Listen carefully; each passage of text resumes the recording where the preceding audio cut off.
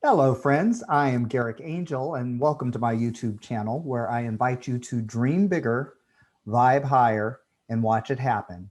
And of course, my intention is to share with you small practices that you can work into the life that you already have now.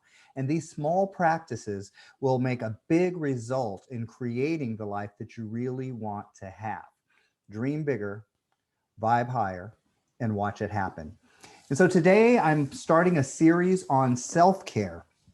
Self-care. And the reason it's a series is because self-care has become very, very popular right now. And I think there's some misconceptions about what self-care is. So we're going to talk about what self-care is, how you even know if you're practicing self-care, and of course, some of the practices that you can put into place when you are caring for yourself. So one of the first things I want to mention, like I said, is self-care has become really popular lately. That term is used a lot. And the reality is, it's almost become a buzzword. Like you hear self-care everywhere. People use it as an excuse to shop. People use it as an excuse to sleep in. People use it as an excuse. I want to look at soul care. Now, whatever terminology you choose to use, let's, for the sake of this series, think of self-care as really soul care. Because the reality is, when we talk about the self, we're often talking about the ego self, the physical self, the self that identifies with the physical world, the self that identifies with physical things. But actually, it's usually our soul that is asking for our attention. It's very interesting. When we have a physical trauma or a physical injury, it's really easy to tend to that. We're really good at that. And we just do. If you cut yourself, you're going to tend to it. It's going to have your attention. But when your soul, when your emotional body, your spiritual body is not getting attention, we often pretend that that doesn't exist. We often ignore it. We often just hide it in a recess of our mind so that we don't even know it's there. When we have physical trauma, we don't do that. But when it's emotional or spiritual, we sometimes overlook it. And so as we are looking at self-care, we're really looking at soul care. How do we go from physical self-care to soul care? We listen to our soul. We listen to our soul. We listen to our heart. How do we listen to our soul? How do we listen to our heart? We ask the question, what does my soul need right now? What is my heart asking for right now? And notice how I slowed down before even asking any of those questions. Because the reality is, we live in a world, a very fast paced world.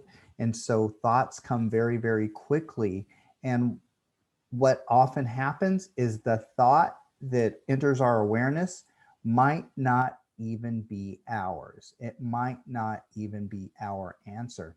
And so I find that when I slow down, and you notice I keep putting my hand on my heart. I didn't even realize I was going to do that. But when I slow down and place my hand upon my heart, then I listen a little bit more deeply.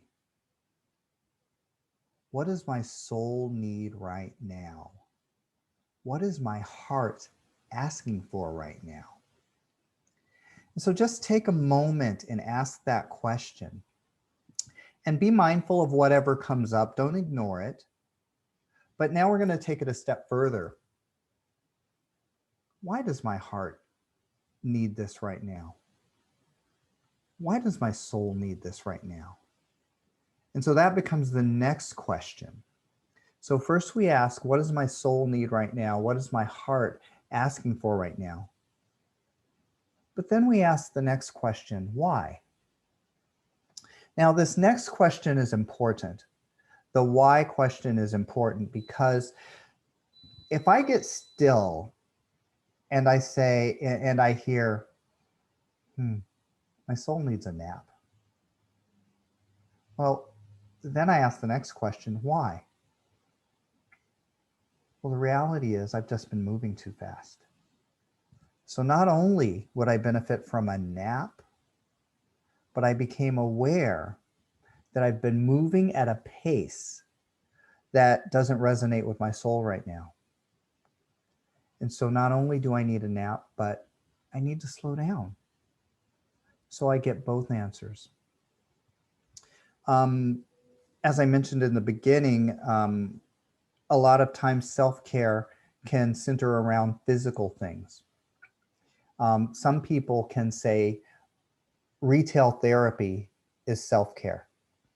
Now I got to tell you, sometimes when you go out and buy something for yourself, it'll make you feel good, and it will continue to make you feel good. But when we're talking soul care, we also want to look at the investment. What does my soul want right now? And what does it, why does it want that? Because again, maybe it is retail therapy. Maybe my soul just wants to go to a store and look through clothing and select something. But why? Why? Do I need clothing? Or do I need to do an activity that isn't about thinking and calculating and figuring? If I find shopping to be fun, then that could be a great way to practice self-care. But I don't give myself permission to go into debt thinking that, 2 hours of shopping, going into debt for 10 years is really going to heal my soul. That's a temporary fix. However, if shopping is really an investment in creating more soul care, in soothing my soul and tending to my soul for the long term, then that is soul care.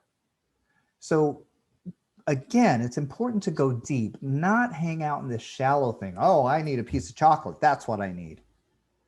Is it really a piece of chocolate? Or do I really need to slow down and go to the kitchen and open the cupboard and select a piece of chocolate and open the package and eat the chocolate? Oh, it's not about the chocolate at all.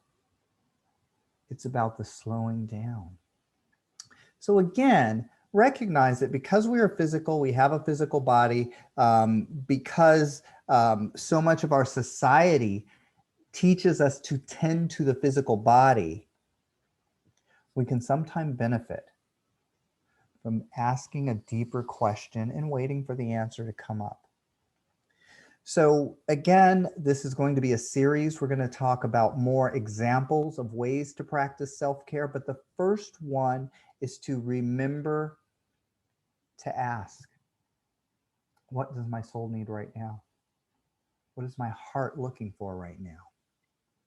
And so as I ask that question, then my self-care becomes soul care. And that will lead me to the next thing to do. So I hope you'll join me on this series. Don't know how many videos it's going to be, but what I do know is that, again, we will be learning small practices that you can put into the life that you already have now. And these small practices will make a substantial result in your ability to manifest the life that you'd like to live. Dream bigger, vibe higher, and watch it happen. If you found value from this, I invite you to share it with your friends. If you'd like to join me as we complete this series on self-care / soul care, then by all means subscribe.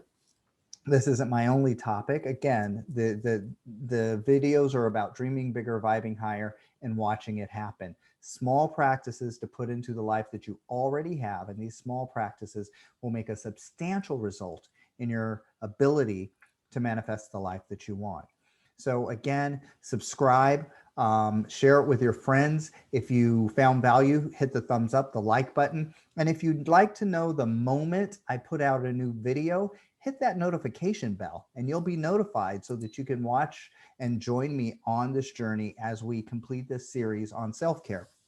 And then finally, and most importantly, I would love to hear in the comments if you've put this in practice and what results you've had, or perhaps what roadblocks, so that perhaps I can cover those in another video. So I love to hear your comments, love to hear where you're from, love to hear what you've done. And most importantly, I just thank you for joining me on this journey. Have an absolutely gorgeous day, and I will do the same. Thanks so much.